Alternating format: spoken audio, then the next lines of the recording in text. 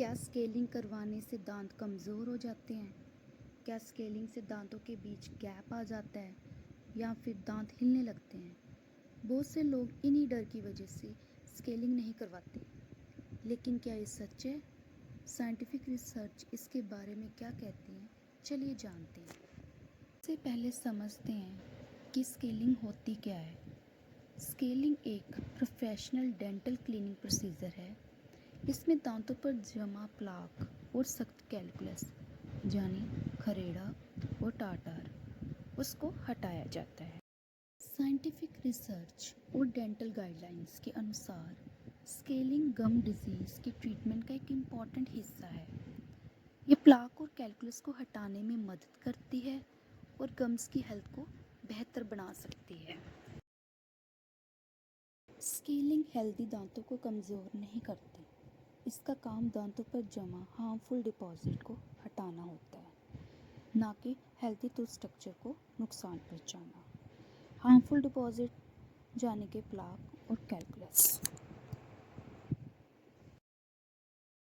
अब सवाल है, स्केलिंग के बाद गैप्स क्यों दिखाई देते हैं? अगर दांतों के बीच बहुत ज़्यादा कैलकुलस जमा हो तो वो पहले से मौजूद स्पेसेस को छिपा ले सकता है। स्केलिंग के बाद जब कैलकुलस हट जाता है तो वही स्पेसेस दिखाई देने लगती हैं। इसका मतलब ये नहीं है कि स्केलिंग ने नए गैप्स बनाए हैं।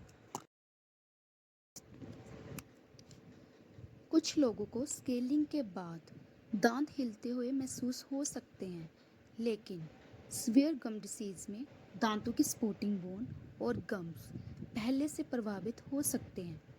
बहुत ज़्यादा कैलकुलस कभी-कभी दांतों की असली कंडीशन को छिपा देता है।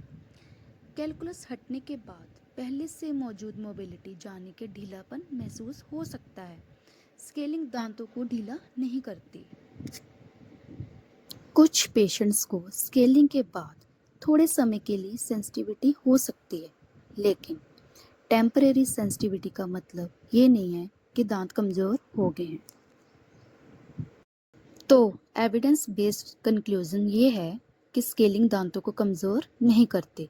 ये प्लाक और कैलकुलस को हटाकर गम हेल्थ को बेहतर बनाए रखने में मदद करती है।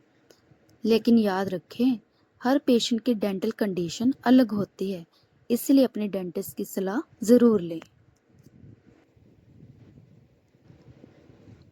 ऐसे ही एविडेंस बेस्ड डेंटल फैक्ट्स के लिए फॉलो एंड सब्सक्राइब करें your beloved dentist, because your smile deserves facts not myths.